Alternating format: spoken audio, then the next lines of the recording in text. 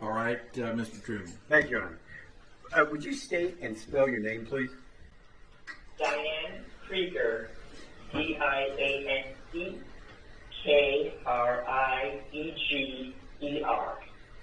Thank you. Doctor, are you currently employed? I am. And what is your occupation? I'm a physician and endocrinologist with Endocrinology Associates in Miami, Florida, and I'm an associate professor of medicine and head of endocrinology at the Florida International University College of Medicine. Doctor, before you stopped, you were mentioning endocrinology. Could you explain to us what that is, please? Yes, endocrinology is a subspecialty of internal medicine that deals with the function of all the glands in the body, such as the pancreas, which makes insulin, and the thyroid, which makes thyroid hormone, the pituitary, that makes a lot of hormones that direct the other hormones, the ovaries and the testes. So we specialize in problems that happen in glands. Doctor, to get to this point, what kind of training did you have, please? I have an undergraduate degree from Cornell University. From there, I went to the University of California, San Francisco, where I received a medical degree. From there, I crossed the country to Boston, where I went to the Beth Israel Hospital, a major teaching institution of Harvard Medical School. I did my internal medicine residency there, and then stayed on for a fellowship. Doctor, could you tell us in Southern fashion your work experience, please? Yes. My first job was at the University of Miami Diabetes Research Institute, where I was an assistant clinical professor of medicine, taking care of patients, teaching medical students, and doing research. In 1991, I opened a private practice in Miami and have since then been practicing endocrinology in what started as a group with just me and now has 5 endocrinologists. And I then joined the faculty at a new medical school about 12 years ago, the Florida International University College of Medicine, where I'm now head of endocrinology and associate professor of medicine. I teach second-year medical students the pathophysiology of endocrinology, and I teach the clinical studies of third-year medical school students and first-year residents. Now, Doctor, have you published any peer-reviewed articles? Yes. During the time of my private practice, I was also involved in a lot of clinical research and have published a number of articles about those topics, a variety of topics.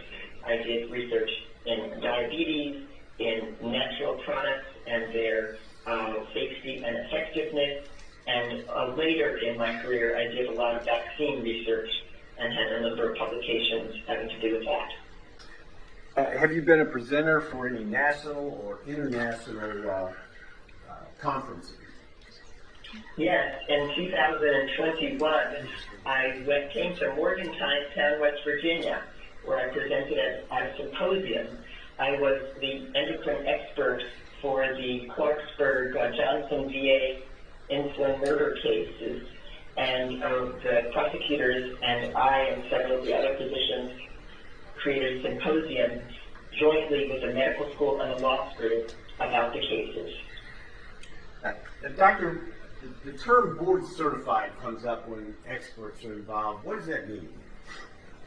That means that you have the physician has achieved a certain level of training and then has demonstrated competency by taking examination. So I'm board certified in internal medicine and in endocrinology, diabetes, and metabolism. You are licensed to practice medicine, I take it, in various jurisdictions? Yes, I'm licensed to practice medicine in the state of Florida and in the state of Utah.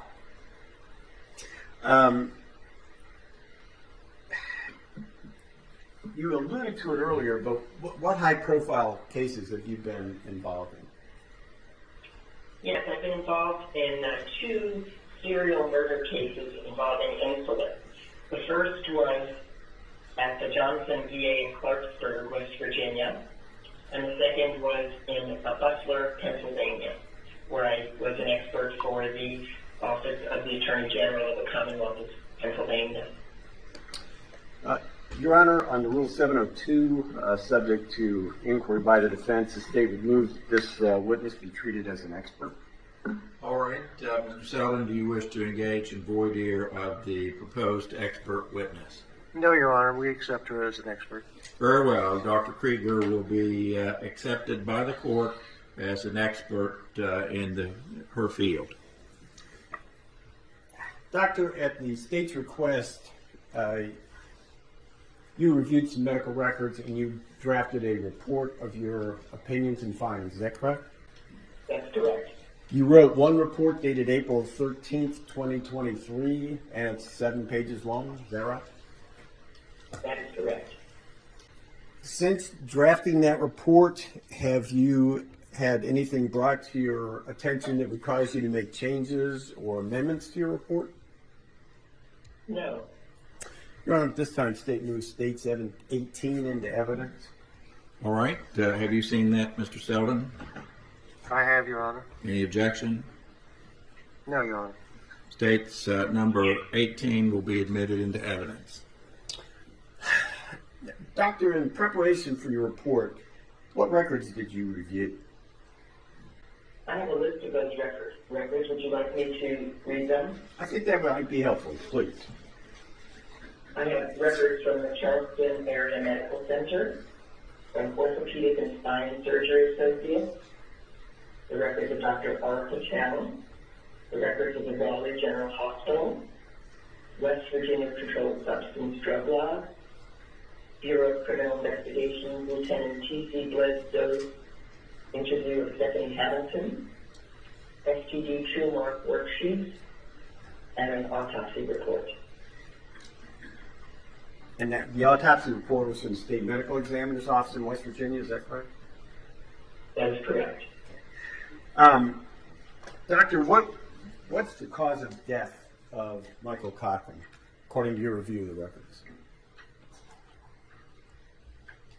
Well, I'm not a cause of death expert since I'm an endocrinologist. My expertise is in hypoglycemia, but it appears that his death was related to hypoglycemia, which then produced cerebral edema. And that's what I'd ask you, if you feel competent to do so. Can you explain what cerebral edema is? I'm sorry, could you repeat the question? I didn't hear you well. Sure. Can you explain to us what cerebral edema is? Certainly. Cerebral edema is swelling of the brain cells, and that is usually caused by either not enough blood sugar going to the brain cells or not enough oxygen going to the brain cells. In your report, you indicate a number of, for lack of a better word, pieces of information or tests that could have been performed at one point or another that would have helped you be more definitive in your assessment of the case. Could you explain to me what you meant by that? Yes. When a person presents with a very low blood sugar, which we call hypoglycemia, there are very specific tests that should be done prior to the treatment of the low blood sugar. There are a list of tests. I can tell you each one specifically if you'd like. Please. But I'm for it. You would like me to? Okay. We do an insulin level, a C-peptide level, a pro-insulin level, a beta-hydroxybutyrate, a glycinide sulfonylurea screen. And those tests help us determine whether the low blood sugar was related to insulin or not, and where the insulin could have come from. The test needs to be done prior to the treatment of the low blood sugar. In this case, Unfortunately, in this case, the tests were not performed. I can tell you that I've reviewed many cases, as I told you of my prior experience, and it is close to zero in any of those cases that the tests were performed. And it's unfortunate because it really helps make a determination about the cause of the low blood sugar. okay, so there was a limit, as the state understands your testimony, doctor, there was a limited time during which those tests that you mentioned could have been performed that would have helped definitively determine the insulin issue. That's right. The test should have been performed on arrival at the emergency room when the other blood tests were performed, or as soon as it became evident that the blood sugar was extremely low. And what's the impact of treatment? Had the treatment taken place and then those tests performed, what would have been the relationship between those two factors? What happens is the treatment of low blood sugar is glucose or sugar. And when sugar is administered, it changes the results of some of the blood tests that we draw and makes them unhelpful. Okay, so those tests were not performed. So what alternative means is there to determine the outcome or the impact of insulin or lack thereof? In my prior experience with the other cases, and again in this case, the only thing left to do is to go through all the possible causes of low blood sugar and determine if they are credible or possible in this case. And how many of them would there be? There are many. I listed, I believe, 13, and I left some possible causes out because they don't apply in adults or because it was very clear from the history of this particular person that the causes would not apply, and I listed 13 causes. Let's talk about those 13 causes, Doctor. Let's go through them, please, and your process of discussing them and ruling them in or out as a potential cause. Of course. Okay. So the first one I've listed, and it's in no particular order, but I'll just go through the way I listed them 2 years ago. That many patients who have diabetes are treated with medications that cause low blood sugar, and that's what we see most often. But the person we're talking about now did not have diabetes and was not taking any of those meds. End-stage liver failure, we call it hepatic failure, can cause low blood sugar because the liver is a good source of sugar for the body when someone is eating. And our patient here did not have any liver problems that would be considered end-stage liver problems. He had a minor abnormality of a couple of tests over many years that were not affecting him. End-stage kidney failure can cause a low blood sugar because the kidney makes blood sugar, oddly enough, and helps control blood sugar when people need it. And his kidney function was excellent. A very severe systemic infection, that means an infection that spreads from where it started into the bloodstream, can cause a low blood sugar, and we have no evidence of that. He didn't have a fever at the time that someone checked his his temperature at home, and he didn't have low blood pressure, which is associated with widely disseminated severe infection. He did receive an antibiotic prior to the test we do to check for systemic infection, but he received only one dose, and that dose would not likely have been enough to make that blood test negative, and it was negative when it was done at the next hospital. Very, very, very severe malnutrition can cause, rarely, but can cause a low blood sugar. But this gentleman was not malnourished. He had a normal body weight, and in fact, he was interested in bodybuilding and was muscular, so that would not apply. Excess alcohol can cause it in a certain particular circumstance. It can cause it when someone drinks a lot of alcohol and then doesn't eat. That has to do with how alcohol works in the liver, that it suppresses one way of making sugar but not the other. So if someone drinks a lot and doesn't eat for a few days, we can see low blood sugar. And we don't have evidence of that. We don't have a history of alcohol use. His alcohol level was undetectable, and that's not an issue. An insufficiency of the adrenal gland can cause low blood sugar, rarely in adults, mainly in children, but it can. And we don't have any evidence that this person had a problem with his adrenal. It was working very well.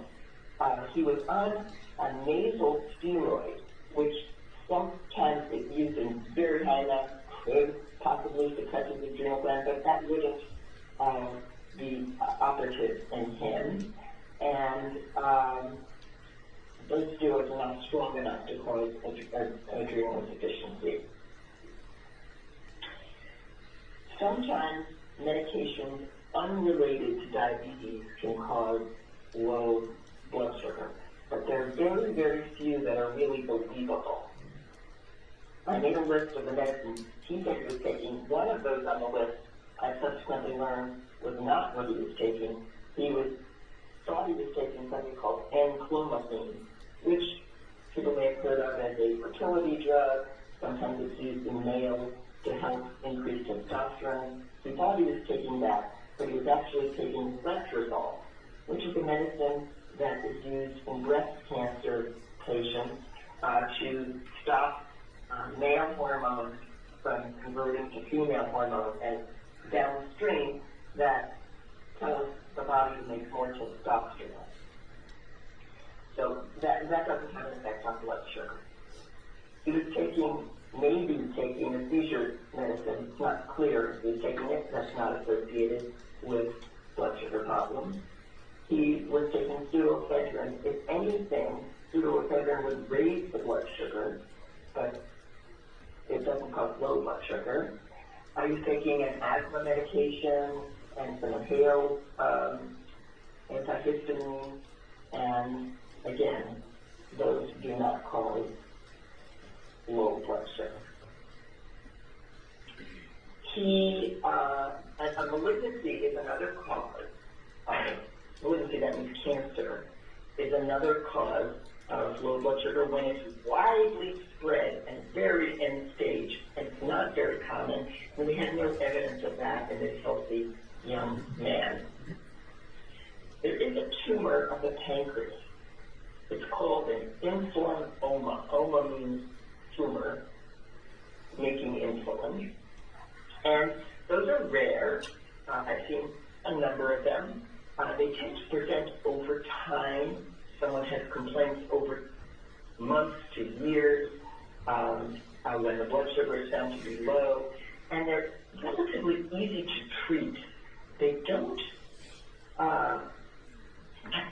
they're not what we call refractory, meaning hard to treat, where you have to give a lot of sugar to bring the sugar up. So it would be very, very unlikely that you would have had an insulinoma. The next item, number 11, is a very, very rare situation where there's no insulinoma, but the body acts like there is one. And we see this most often in people who have had gastric bypass surgery. And he did not. So that would be highly unlikely. Finally, or not finally, near finally, there is what we call the factitious use of medications that cause low blood sugar, where someone takes them, call for attention, call for help. We don't know why that happens. And they're pills. Those pills rarely, some of them are very weak and don't cause low blood sugar. Some of them are stronger and can cause low blood sugar, but they don't cause a low potassium, which we'll talk about later. And our patient here had a low potassium. Finally, antibodies to insulin can cause a low blood sugar. It's been rarely reported in Caucasians. It's mainly reported in Asian countries and in patients with autoimmune problems. And our patient here did not have autoimmune problems.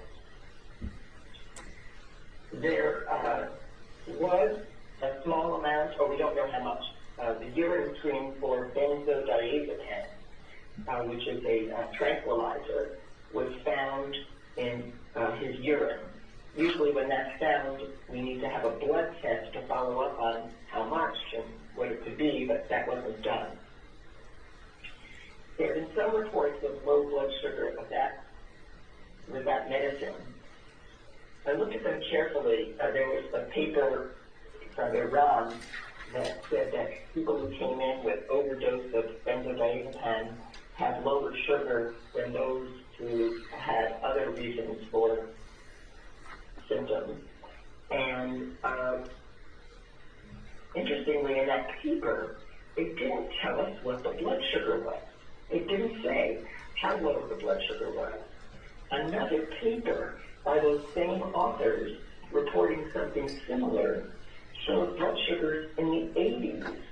And we generally define low blood sugar as less than 55.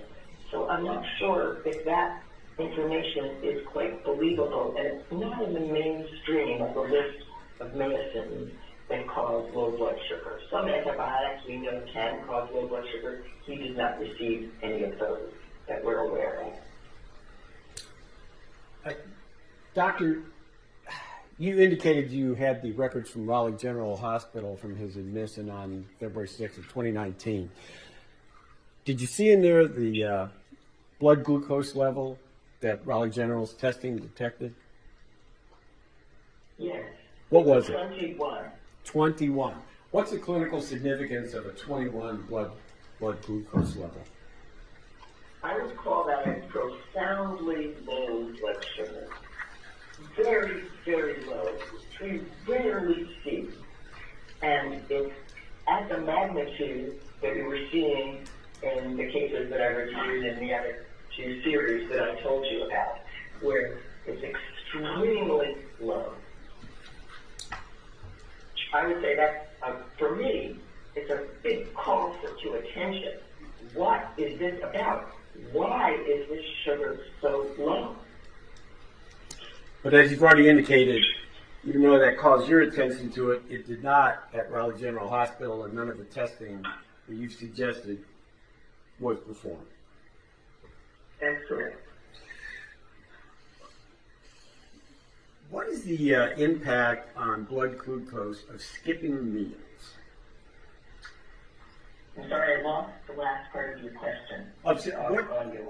What is the impact on blood glucose of skipping meals? A normal person will not have a low blood sugar if he or she skips a meal. The only time that would happen in a normal person is maybe someone treated with insulin for diabetes or with another medication that causes insulin to be produced for diabetes, and then they don't eat. Yes, we can see a low blood sugar, but a non-diabetic person who doesn't eat will have a normal liver response and produce enough sugar to keep the sugar in the normal range. Our bodies are designed to maintain normal blood sugar, and skipping a meal will not cause a low blood sugar in a normal person. What's the impact of alcohol abuse on blood glucose? As I said earlier, when someone has a big binge of alcohol and then doesn't eat, that combination is required to cause low blood sugar. If you have an alcohol binge and eat, it's not going to happen. Now, you mentioned that you found significance in the potassium level of Mr. Cochran at Raleigh General Hospital. Can you expand on that, please? Yes. There are very few causes of low potassium. Let's go through them. If someone has severe diarrhea, they can lose potassium. If someone has very significant vomiting, copious, tons of vomiting over and over and over for a long period of time, they can lose potassium. If someone is taking a diuretic that wastes potassium in the urine, they can have a low potassium.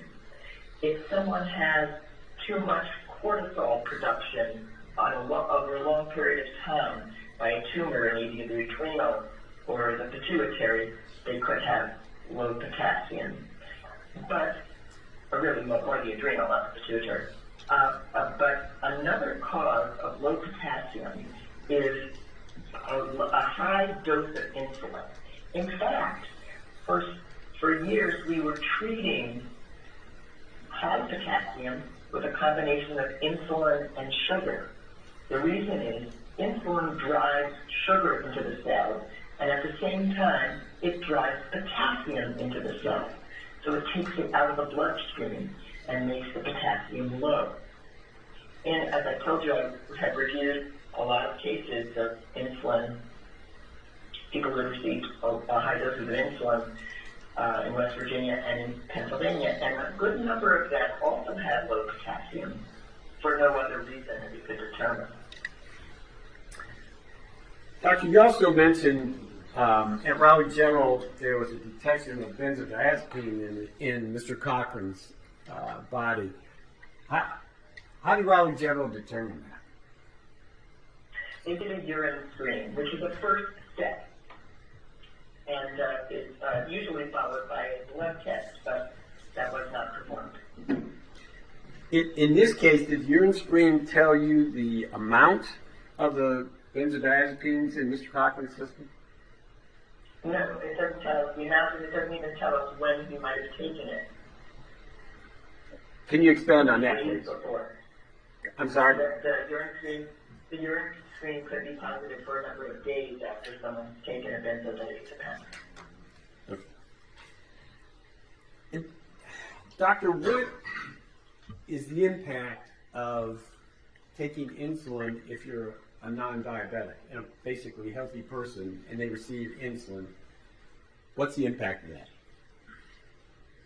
A healthy person who receives insulin,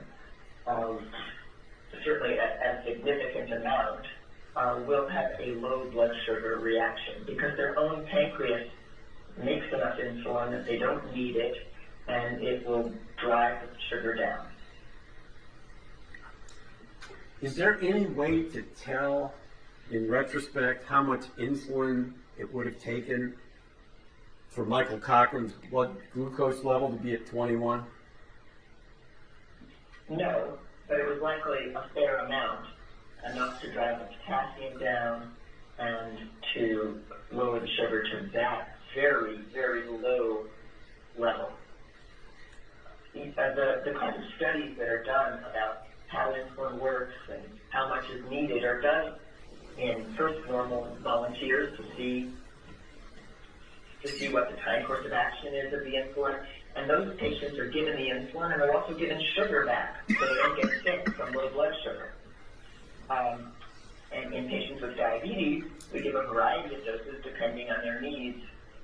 So we don't really have data. No one is experimenting with giving very large doses of insulin to normal people because they don't need it. And there's not a reason for us to know about that. The result of a blood glucose level of 21 at Raleigh General Hospital, would that be the expected result if Mr. Cochran had been given insulin that day? Yes. Your Honor, that's all the questions the state has. Thank you. All right, cross-examination, Mr. Selden. Yes, Your Honor. Good morning, Dr. Krieger. I'm Stanley Selden. I'm co-counsel for Natalie Cochran. Good morning. Good morning.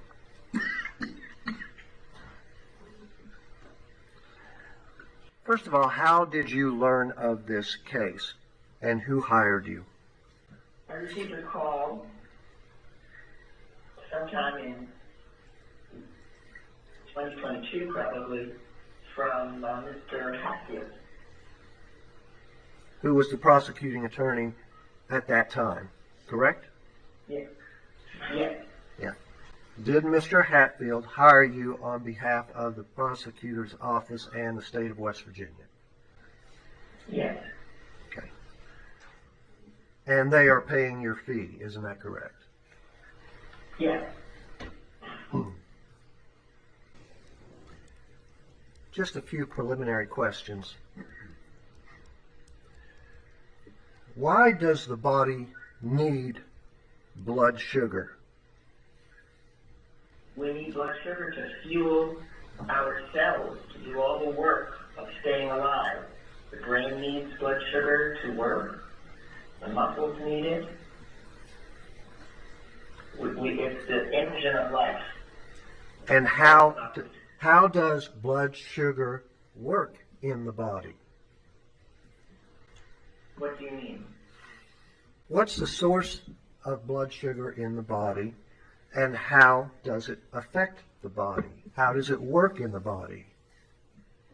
Food is the source of blood sugar, but it's also a deposit of substances in the liver and the muscles to keep the blood sugar normal when we're not eating. After all, people sleep for 8 or 10 hours.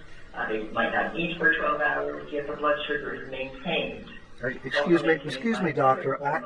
I asked you, just a moment, Dr. Krieger. I asked, how does sugar work in the body? It fuels the metabolism.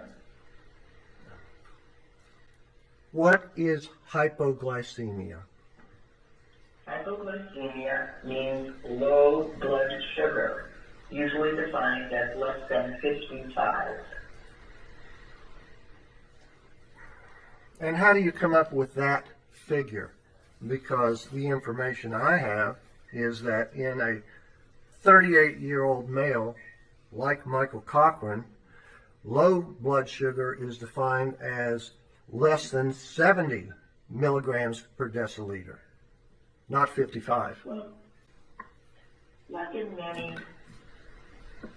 definitions, there are all sorts of sources that you might read, but the conventional level that I'm aware of from my reading and teaching is 55. 70 is what we might refer to below 70.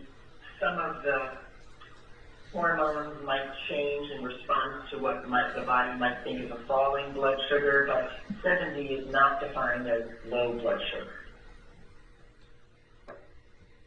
Is there any specific number or measure of blood sugar in a 38-year-old male Caucasian? What's the range of, quote, normal, unquote?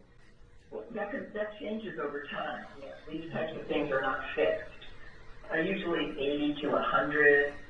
Diabetes begins at 125, and pre-diabetes begins at 100. These are fasting levels.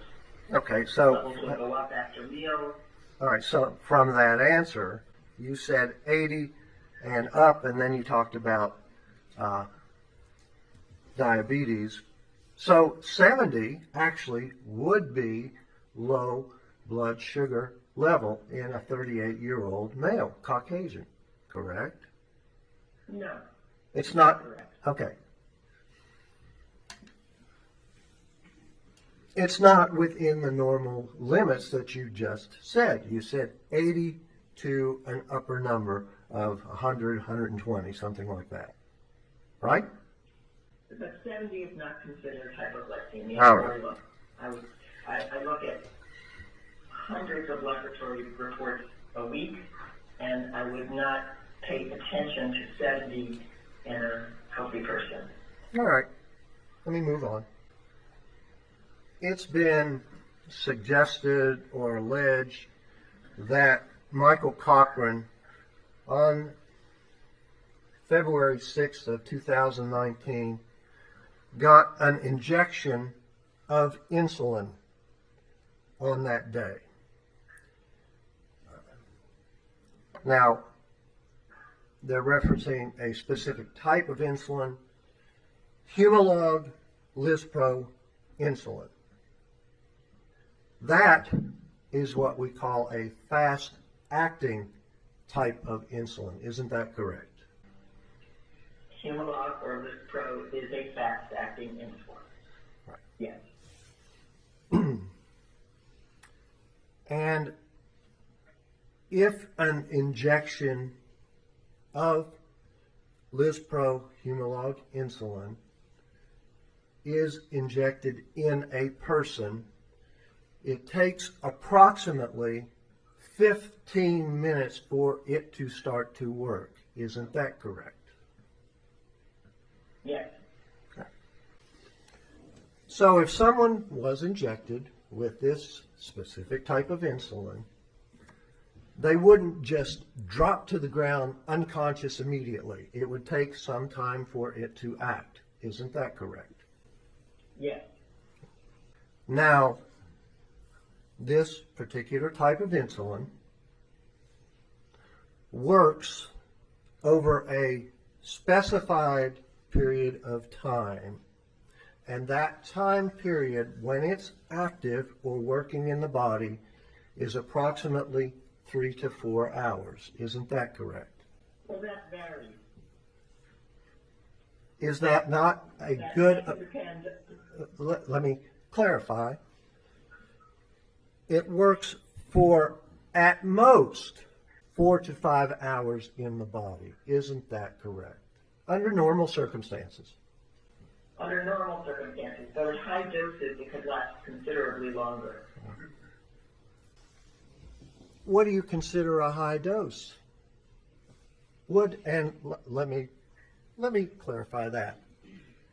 If a 10 milliliter bottle of insulin was injected into a normal person, approximately how long would it be active in the body? Well, that's a huge amount of insulin, and we can't know how long it would be active, but we do know that massive doses and very high doses last a lot longer than conventional doses. But you don't know how long that lasts, right? No one knows because no one would study that. It's not done in healthy people, and wouldn't need to know that. So there's no information about that. But we do know that higher doses last longer. Is there any definitive information that says human Lispro insulin injected into the body works any longer than 7 hours, no matter what the dosage is? We don't have that information. Okay. But we don't know how many doses he got, how many injections he got. You've answered my question. Thank you. Now, I believe you said that you recognized that a urine toxicology test was done on Michael Cochran when he was admitted on February 6, 2019 to the hospital, and that test was positive for benzodiazepines. Isn't that correct? Yes. And this urine toxicology test or report could not tell you the identity or the blood level of benzodiazepines. Isn't that correct? Yes. And we don't know the source of those benzodiazepines. Isn't that correct? Yes. Are you aware that benzodiazepines can cause low blood sugar and hypoglycemia? That's been reported, but as I said earlier, the reports are vague. They don't list the blood sugar levels, and in one paper that reports it, the blood sugar is listed in the 80s as average. So that is not clearly, it has not been clearly established. So are you saying that benzodiazepines in someone can't cause low blood sugar? I'm saying that we don't have a lot of information supporting that, and the information we do have is quite weak, as it is with a lot of other medicines that have been linked with hypoglycemia. All right, let me move on to another question. Are you aware that a drug overdose of benzodiazepines could cause what they call hypoxic ischemic encephalopathy with cerebral edema, which we'll call HIE. No. You're not aware that benzodiazepines can cause that condition, which includes cerebral edema? No, I'm not. Well, I would submit to you that HIE with cerebral edema is a condition that's essentially irreversible brain damage caused by a lack of oxygen to the brain with brain fluid on the brain, right? Isn't that the definition of HIE with edema? I can't comment since it's not a condition I'm familiar with, and I'm not a neurologist or expert in that topic.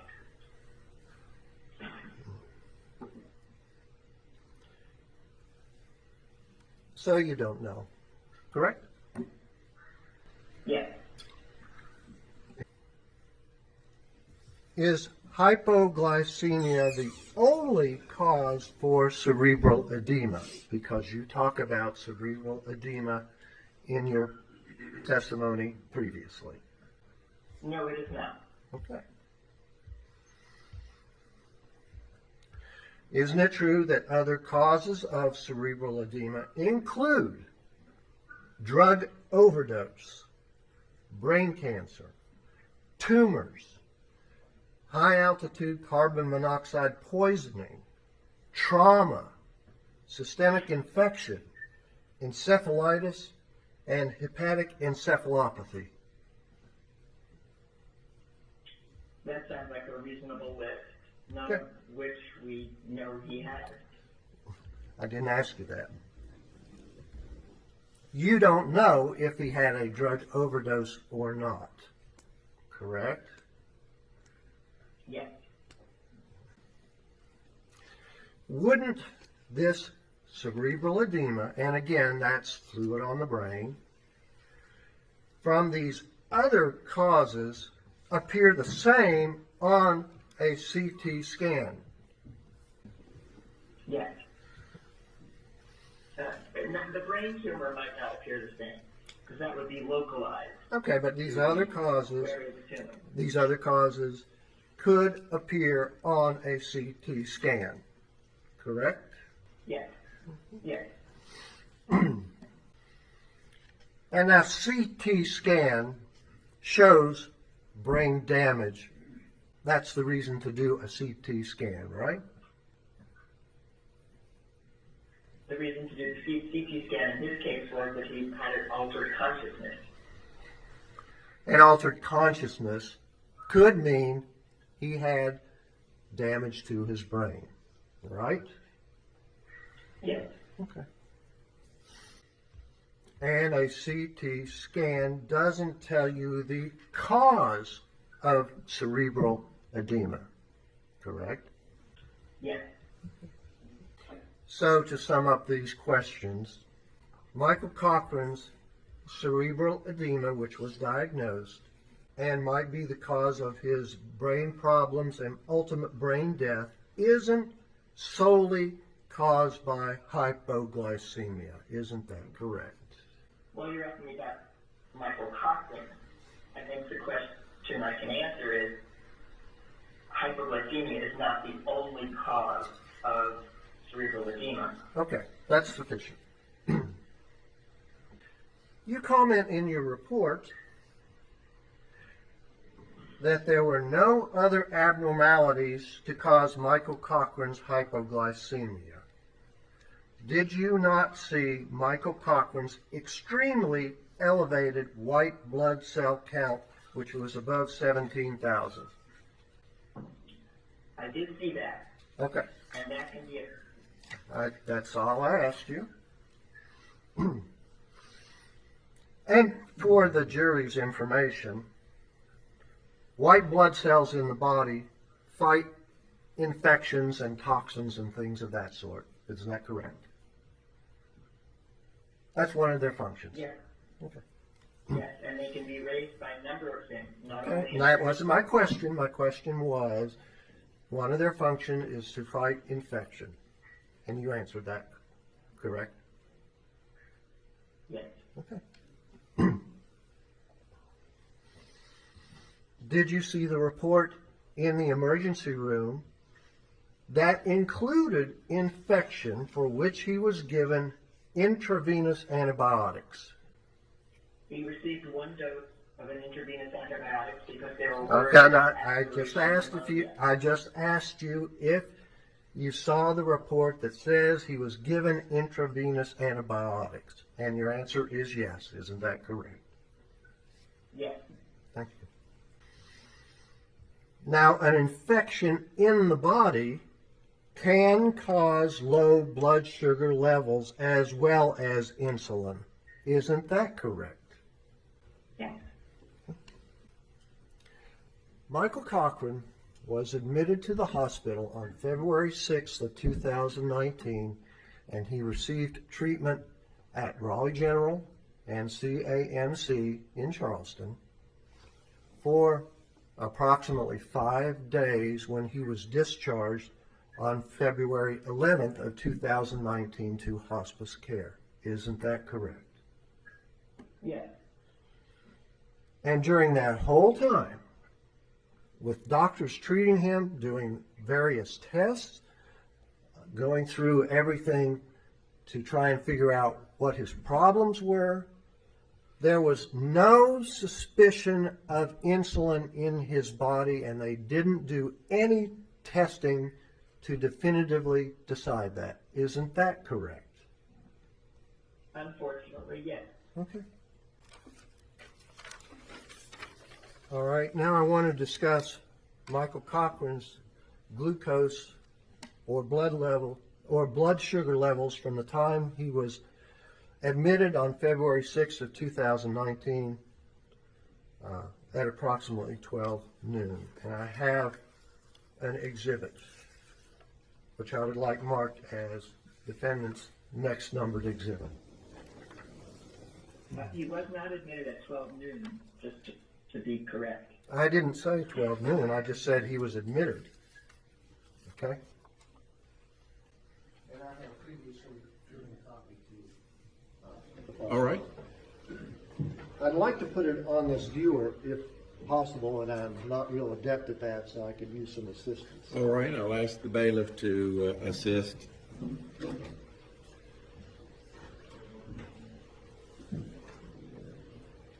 We may not be able to do that, Mr. Selden, because I think we're using that device to project Dr. Krieger. Is there any way I can project this onto the screen so the jury can see it? We'll have to do it the old-fashioned way. We'll have to pass it from one juror to another. Thank you, Your Honor. Before we get to defendant's exhibit number 10, I'd like the jury just to set that aside for a moment. I have a couple of questions before we get into it. Go ahead.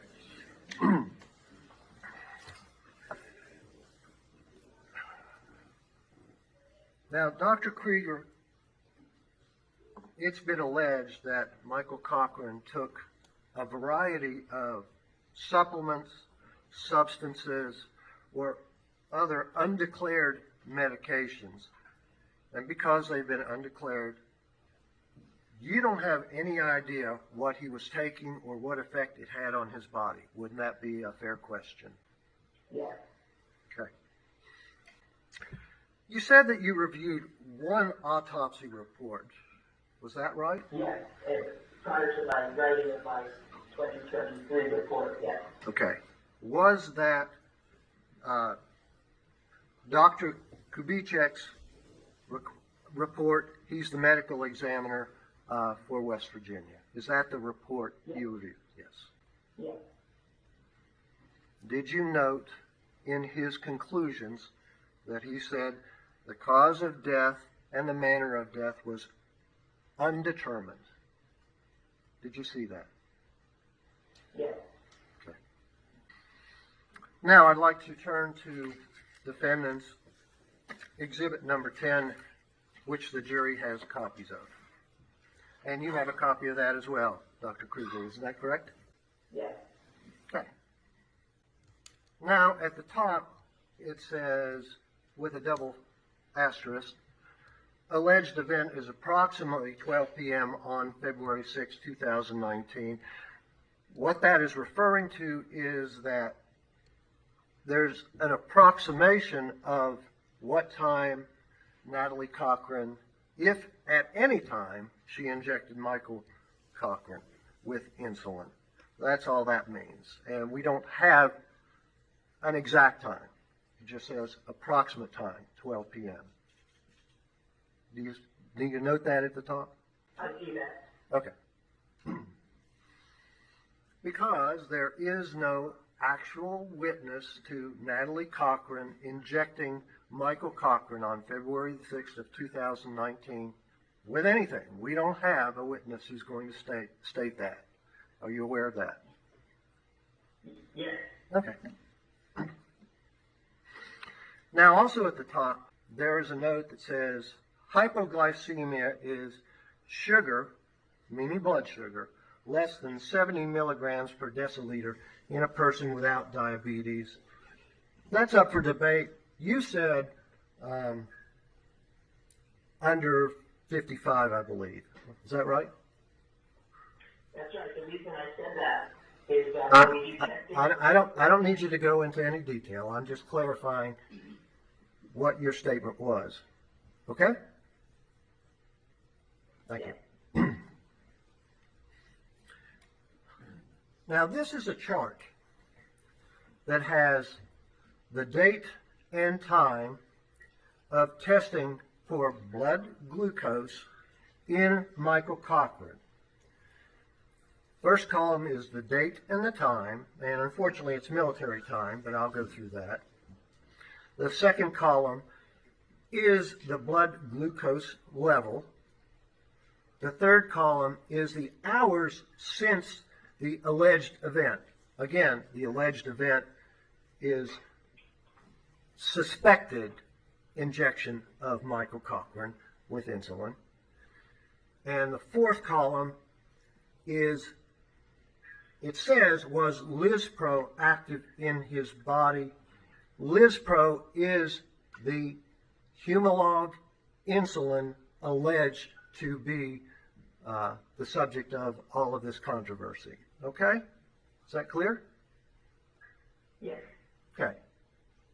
And I hope it's clear to the jury. I'll move on. The first entry is February 6th, 2019, the date when Michael Cochran was first admitted to the hospital. And it says 2020, which is 8:20 p.m. Do you note that? Yes. Okay. The second column says that his blood glucose level was 21. Now, you've made a lot of comments about that. That's extremely low by anybody's calculation, right? Yes. Okay. The third column says that the time frame of the taking of that level is 8 hours and 20 minutes after the time Michael was supposed to be injected. Do you see that? Yes. Okay? Is it your testimony that the insulin, Humalog, Lispro, insulin, alleged in the case, could still be active in Michael's body 8 hours and 20 minutes after alleged injection? It's possible if a very high dose was used or if additional doses were given. I'm talking about a singular injection of Humalog insulin. Would a singular injection, no matter the quantity, the volume, still be active and causing effects in Michael Cochran's body 8 hours and 20 minutes after injection? The quantity and volume does matter. Is it your testimony that the Humalog insulin could still be active in Michael Cochran's body 8 hours and 20 minutes later? Irregardless of the volume, I'm talking about a single injection. Is that your testimony? Yes. Okay. Second column. It's dated February 7th, 2019. That's the next day after Michael's in the hospital. It's 23, which is 12:23 a.m. The blood glucose level isn't available. The third column says 12 hours and 23 minutes after alleged injection of a single dose. Is it your testimony that Lispro Humalog insulin can still be active in Michael Cochran's body? Well, there's no additional hypoglycemia except a finger stick further down in the list. I'm just asking you, is it your testimony? And I don't care about the blood glucose level. I'm asking, can this type of insulin still be active in Michael Cochran's body 12 hours and 23 minutes later? It's unlikely. Okay. So the subsequent tests, well, let me go on. February 7th, 2019, 12:28 a.m. We don't know the blood glucose level. It's now 12 hours and 28 minutes.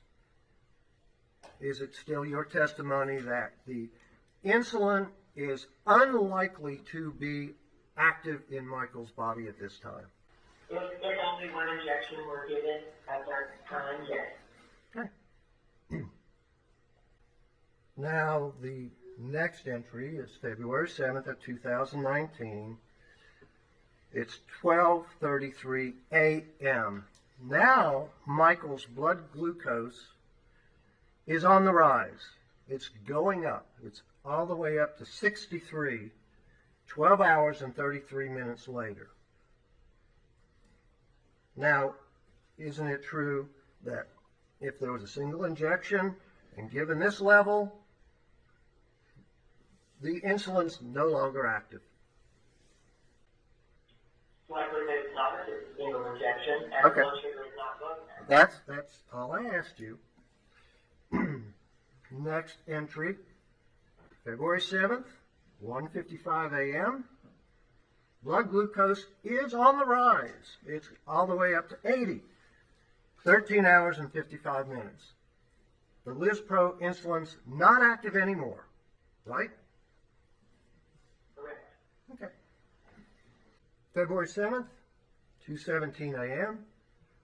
Now his blood glucose is all the way up to 187, 14 hours and 17 minutes later. Lispro insulin, not active, cannot cause that reaction, correct? Well, high blood sugar would be caused by insulin anyway, but yes. Yeah. And we don't know what time. They're doing things to try and raise Michael Cochran's glucose level. They gave him an injection of dextrose D50 at the emergency room. That is an attempt to raise his blood glucose levels, correct? Yes. Right. And it's taking effect. It's working. His blood glucose levels are going up, right? Yes. Okay. February 7th, 5:13 a.m. His blood glucose now drops all the way down to 44. 17 hours and 13 minutes later. How do you account for that? Well, that one could be an outlier because that one was done by finger stick, not by blood, by finger prick. And from my review of the record, I didn't see that anything was done in response to that. And then the next one, shortly I just asked you. I just asked you. She's trying to answer the question, Mr. Seldon. Let her go ahead. Okay. You may continue, Ms. Dr. Krieger. Thank you. What I was saying is that the finger stick at 44 according to my review of the record, did not receive any action. So there was nothing given in response to that. And a short time later, the sugar was normal again. So I don't really know if that has much meaning. Okay. But you can say, since it's 17 hours and 13 minutes after the alleged injection of insulin, that insulin is not working in Michael's body at this time. Correct? His own insulin is likely working, but an injection given at noon would not likely be working. Okay. I'm just asking about the single injection given at noon on February 6th. That's all these questions are directed at. Okay? Yes. All right. At 6:22 a.m. on February 7th, his insulin's on the rise again. It's up to 95, and that's within normal range according to your testimony. Isn't that right? Yes, not insulin, glucose. But Glucose, sorry. Okay. 18 hours, 27 minutes later, insulin not active in his body. Correct? yes, and that's a new Okay. injection, yes. Now, I'm not going to go through the other entries. I'm sure the jury appreciates that. But Michael's blood glucose levels are back on the rise, and now they're all the way up into at least normal range, and there's no activity or effect from a single injection of Humalog Lispro insulin alleged to have been given at approximately noon on February 6th. Isn't that correct? Okay. I think we're done with that exhibit for now. All right, I'll ask the bailiff to collect the copies. In your review of all of the records and everything you reviewed in this case, it has been alleged that Michael Cochran was using undeclared supplements or substances or other medications, and because it's not clearly in the records, you wouldn't have any idea what he was taking or its effects on his body. Wouldn't that be a fair statement? Yes. You state in your report in the conclusions, in summary, that Michael Cochran's, quote, hypoglycemia due to insulin administration is a strong possibility. So from that statement, you cannot say that insulin was the one and only factor that caused Michael Cochran's hypoglycemia. Isn't that correct? It's the only credible explanation since none of the other explanations work. I didn't ask you if it was credible. I said you cannot say it's the one and only. You're only stating it's a strong possibility. Correct? Yes. Okay. To what degree of medical certainty is a strong possibility? What is that? That's not quantified. Okay. I believe that's all the questions I have at this time. Thank you. All right, redirect Mr. Truman. Thank you, Ron. Doctor, this started off some time ago by asking who is paying you to be here today, and you responded that the state. Would the fact that the state's paying you cause you to alter your testimony or your opinions in any manner? No. Defendant's 10. Doctor, defendant's exhibit number 10, which was a document emailed to you while we were on a break, that's based on some assumptions that there was a single dose at noon. There is nothing in States 10 that would eliminate the possibility of multiple injections of insulin, is there? Objection, Your Honor. That's not the facts and evidence. Overruled. You can answer, Doctor, please. Yes. It's very likely that there was another injection or another type of insulin in addition or to the Lispro. There was some discussion about benzodiazepines and Michael Cochran. Is there anything in the records that would cause you to believe that that would be responsible for his low blood glucose level? No, and in fact, an allergy to a benzodiazepine was noted in his record when we have a patient who has an allergy to one benzodiazepine, we caution them not to have others. So I don't know how to reconcile all of that, what the allergy was about, and whether he would have why he would have taken that medication. One theory presented to you by the defense was that his blood glucose level may have dropped because of a drug overdose. Is there any evidence whatsoever that Michael Cochran overdosed on any drug other than insulin? No. There was also the matter of the high white blood count. And you started to address that issue and you were stopped. So let me give you the opportunity to explain the treatment and the end result of the high white blood count. Yes. Well, it is true that we see a high white blood cell count with infection. It's not the only cause.